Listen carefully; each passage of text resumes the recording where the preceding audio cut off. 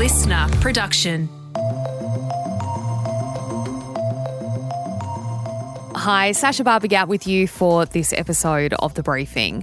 Should Australia go nuclear? That is the question everyone's asking after opposition leader Peter Dutton finally revealed his plan for a nuclear-powered Australia, which in his vision will include 7 nuclear power stations across the country. Today we announce 7 locations that we have looked at in great detail over a long period of time that can host new nuclear sites, and it will mean that on those end-of-life coal-fired power station sites, we can utilise the existing distribution network. Dutton says we need nuclear power to secure cheap, reliable, 24/7 energy that doesn't depend on the sun shining or the wind blowing. The government has described the plan as, quote, the dumbest policy ever put forward by a major party. So, who is right? Well, we're speaking with one of Australia's top energy experts to break down what it all means and to get his verdict. That is in the second half of this episode. First, Katrina Blowers is here with the day's top stories. It's Thursday, the 20th of June. Hey guys, we have some news on the gender pay gap to begin. Fresh analysis has revealed women working in the public sector are taking home around $19,000 less than their male counterparts.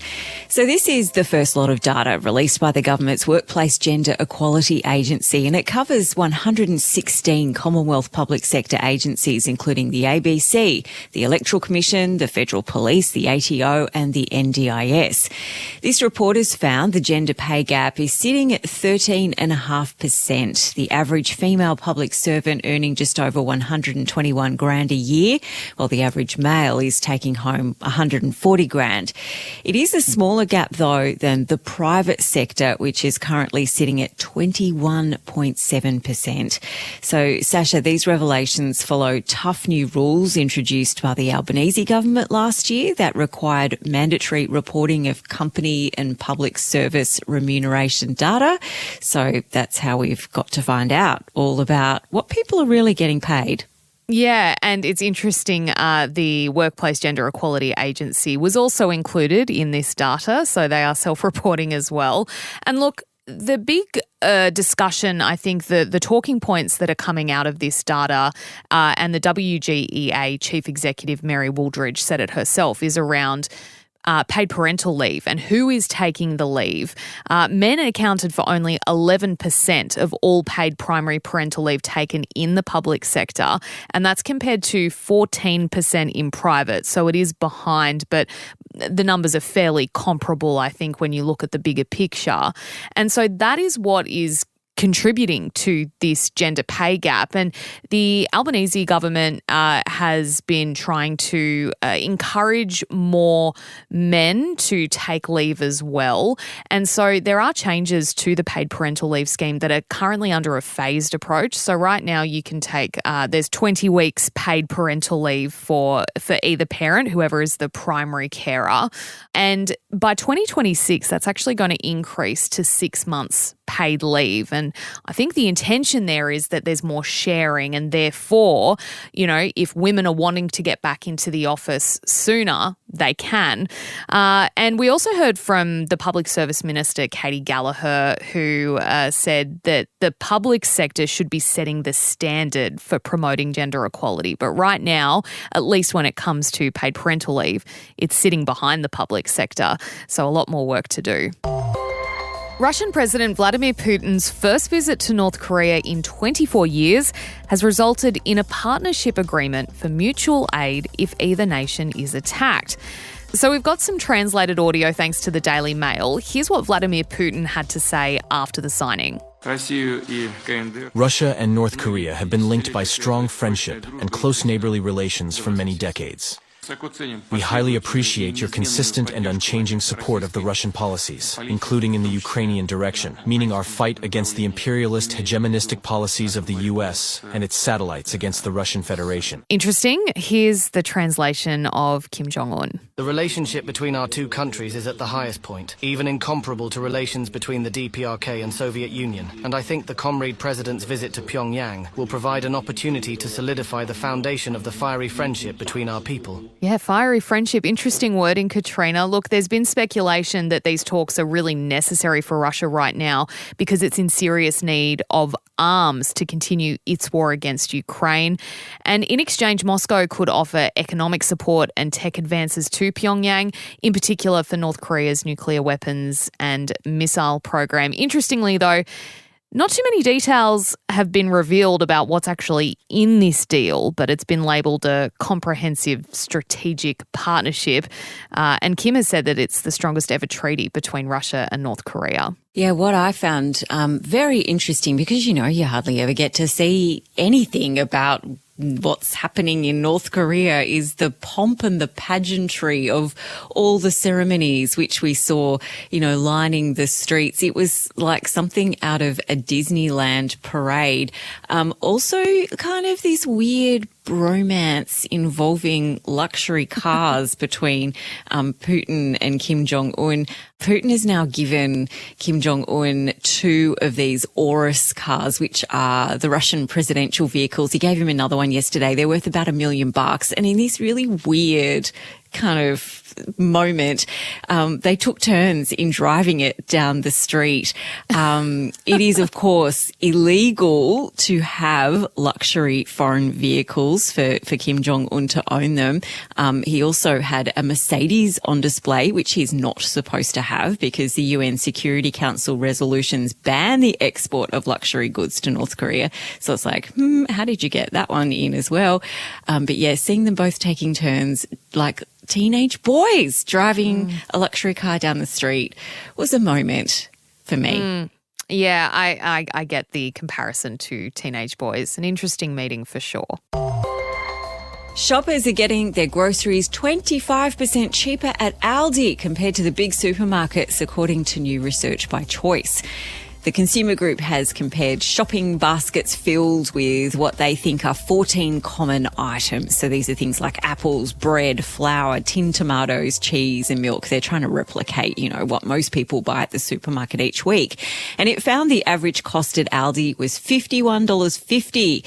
If you buy that at Woolies, it was $68.58. The basket at Coles cost $69.33, while overall people in Tassie and the Northern Territory are paying more overall for their groceries than any other state. It could be because they're the only 2 that don't have Aldi stores. Coles and Woolies are currently under scrutiny amid allegations of price gouging, shortchanging producers and being anti-competitive. Interesting to see where this will go, Sasha. The major supermarkets, of course, Katrina, have repeatedly defended their business practices. They're blaming the rising cost of groceries on things like price increases that have been imposed by major global food brands, as well as general inflationary pressures that we're seeing across the economy. And as we mentioned at the top of the show, Peter Dutton has revealed the next phase of the Coalition's nuclear plan, and we wanted to hear what you, our listeners, think about it. We did ask for responses in our broadcast channel on Instagram. It's called Behind the Briefing. Go check it out if you haven't already and join us there. And I wanted to go through some of the responses that have come through, and I've got to say, Katrina, overwhelmingly negative from the listeners who responded to this question. One particular point from a listener named Jane, she said, it's a no from me, especially when it's flagged for Gippsland. And I think that might be the issue we're going to see here. The Coalition did do surveys in proposed sites. They didn't release the results, but said they were, overwhelmingly positive. But we don't know by what percentage, people in these areas were actually going, yeah, build a nuclear reactor in my backyard. I don't mind. So it was great to hear from Jane saying that, I'm assuming she lives in the Gippsland region in Victoria. And she said, no way, I don't want it anywhere near my house. We heard from Cassandra as well. She said, a big fat no, and it's taking the conversation away from what our primary target is. Siobhan Wigan replied, where and how will nuclear waste be stored? Another really great question. Saltwater Ecology says, no nuclear thanks, and also brings up the point that the waste still has to go somewhere. And Joseph Liam says it's a smokescreen for delaying progress on the energy transition. Interesting to see too, given that most of the state leaders have said, don't really want this either, particularly in Queensland where 2 reactors are proposed to be built. Both the Labor leader up here in Queensland and and the LNP opposition leader have said, no, pass. Yeah, it's super interesting to see that that's another hurdle that Peter Dutton, the coalition, will have to clear if they do get voted in and they do progress with this plan. And the premiers, like you said, are just they've joined together and said, no, we don't want it.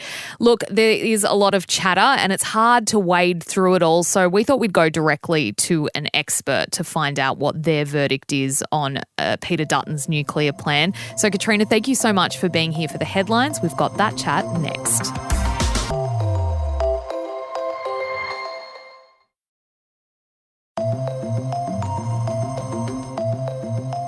Nuclear power is shaping up as a major issue in Australian politics ahead of the upcoming federal election.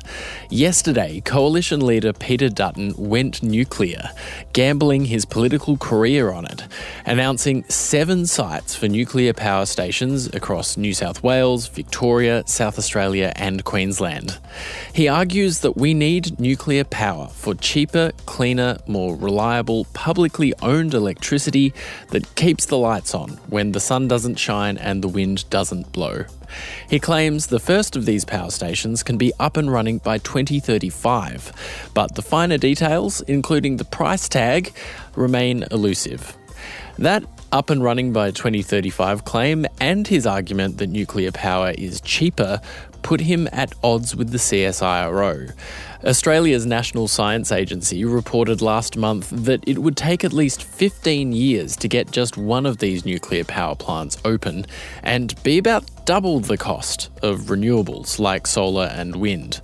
But lots of countries overseas use nuclear power, and as Australia moves away from fossil fuels, some experts say nuclear could be a useful part of the reliable energy mix into the future. Ian Lowe is Emeritus Professor at Griffith University's School of Environment and Science. Ian, thanks so much for joining us on The Briefing. What was your reaction to Peter Dutton's announcement? Well, if he really thinks that you could build a nuclear power station and have it running in 10 years in Australia, I want to know what he's smoking and where I can get some. That's completely at odds with any reality, both politically, legally, environmentally and physically. It just makes no sense at all. You mentioned legally there. What's the legal situation? Well, the legal situation is that the coalition government under John Howard 25 years ago legislated a prohibition of nuclear power. So it is currently not legal to propose to build or operate a nuclear power station anywhere in Australia under Commonwealth law. And several states also have legislation which prohibits nuclear power. No state government has come forward and said that they embrace the idea. In fact, Dutton's own LNP colleagues in Queensland, facing a state election later this year, have been very quick to disown the proposal and say that they're not interested in having nuclear power in Queensland. So the legal problem is that it's currently not legal anywhere in Australia to build and operate a nuclear power station. It's not legal in most of the states where Mr. Dutton proposes to build a nuclear power station. And I can't think of any feasible way of changing those laws on any realistic timescale. To change the Commonwealth law, you would need a majority in both houses of Parliament. And I don't think even the most optimistic coalition voter thinks they're likely to achieve that at the next election. And you would also have to persuade state governments in at least one state to be the first to change the law and allow a nuclear reactor to be built in their state. And I can't see that happening since every state government has rushed to say that they're not interested in the idea. But the next federal election could be next year. That's a long time in politics. 10 years is certainly a long time in politics. Let's just say, for argument's sake, that the coalition wins in a landslide. They get both houses of Parliament, and as Peter Dutton has said, if you face a premier with a bucket of money, it's hard to get between them. Let's say it can happen. Could nuclear power bring down energy prices in Australia? There's absolutely no prospect of that happening because it's not just that CSIRO have shown that for Australia. The experience around the world is that for the last full year for which prices were available, the average price of electricity from solar farms was 3.7 cents a kilowatt hour, from wind turbines 4.1, from nuclear reactors 16.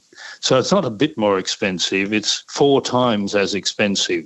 And what CSIRO showed is that even when you add in the storage that you need to provide what the industry calls firm capacity, either as large batteries or pumped hydro storage, and you add in the cost of connecting the solar farms and wind turbines to the grid, the price of the electricity from them is still between a third and a half of the optimistic industry view of what electricity from a nuclear power station would cost.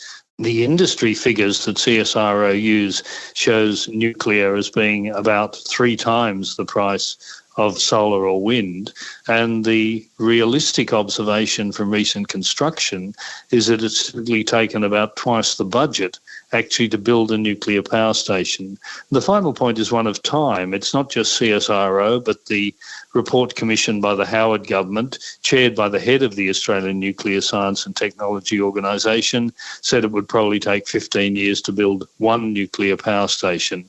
And one nuclear power station would only provide about 10% of our electricity needs. It's really a recipe for inaction at a time when climate change really demands urgent action.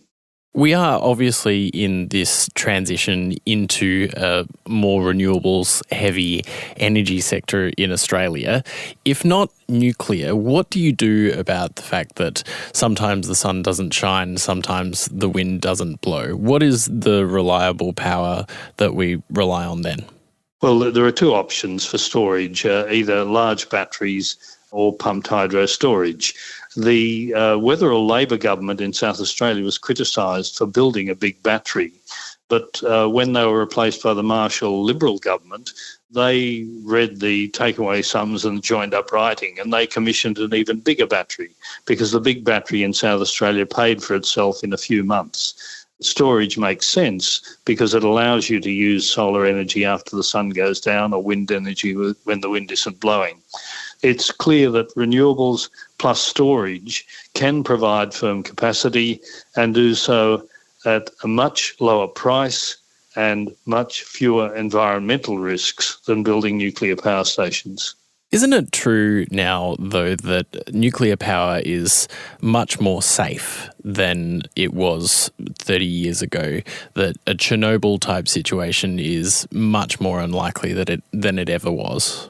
Well, Chernobyl was a bad Russian design, and the operations that led to the explosion were so bad that they could almost be described as sabotage. But Fukushima, the Japanese accident, was using modern technology, and the safety systems were simply overwhelmed by a tsunami. The problem is that while nuclear power stations are comparatively safe and when operating well have fewer environmental impacts than burning coal or burning gas, when there are accidents, they're potentially very bad.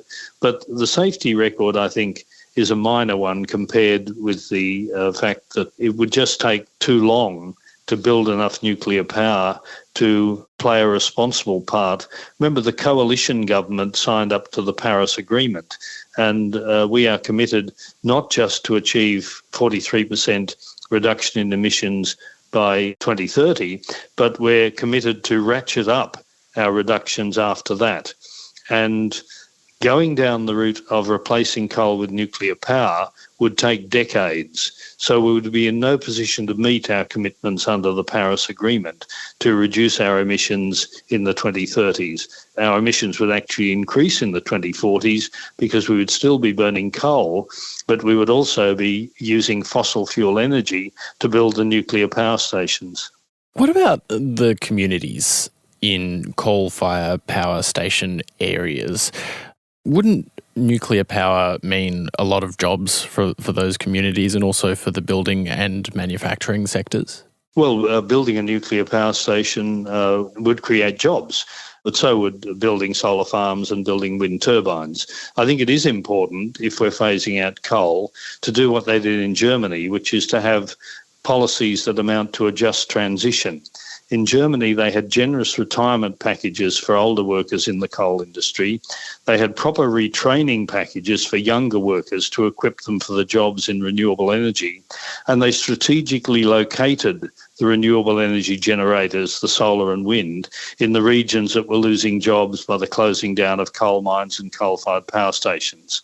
And that's not rocket science, it's just good policy to recognise that if you're phasing out jobs in the coal industry, you have to replace them with jobs in the renewable energy industry, and it makes sense to preferentially locate those jobs in the regions where coal is being phased out. If we do go nuclear, what do we have to do with the waste? Is it feasible for us to have nuclear power stations in those 7 locations?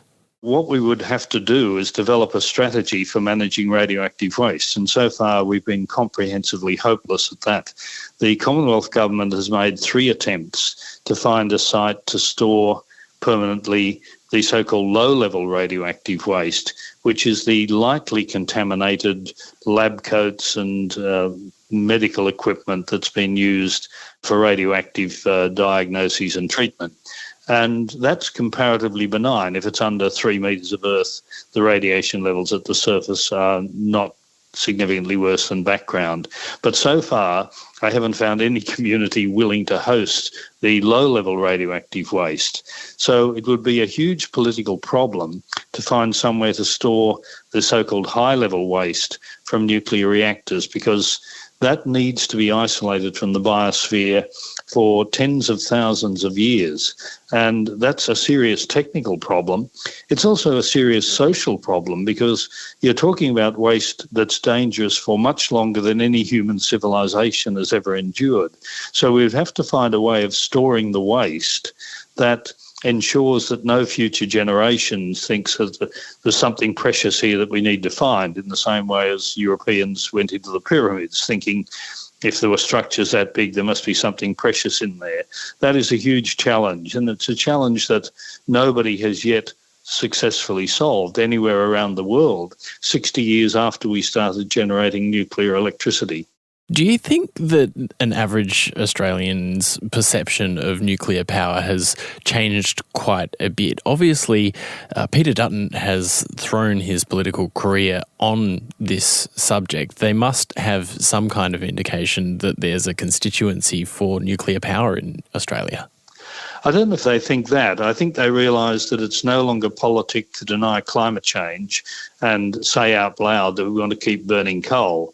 If you don't say that, but say we want to replace coal with nuclear, that is actually saying we want to keep burning coal for another 25 years, because that's how long it would take to build enough nuclear power stations. So I think it's partly pandering to the group that are still in denial about climate change, and it's also reassuring people in the coal industry that we're not going to phase their industry out, we're going to keep burning coal for decades.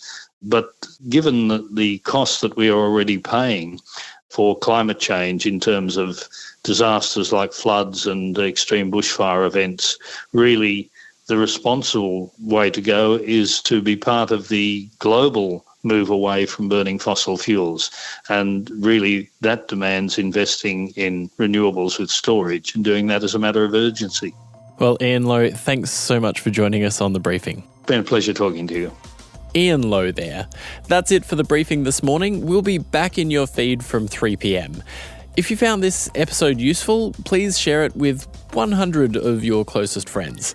And did you know that you can watch many of our interviews on YouTube? Just search Listener Newsroom, that's LISTNR Newsroom, and hit that subscribe button. You can also follow us on our Instagram page, search The Briefing Podcast. I'm Bension Siebert. Catch you soon.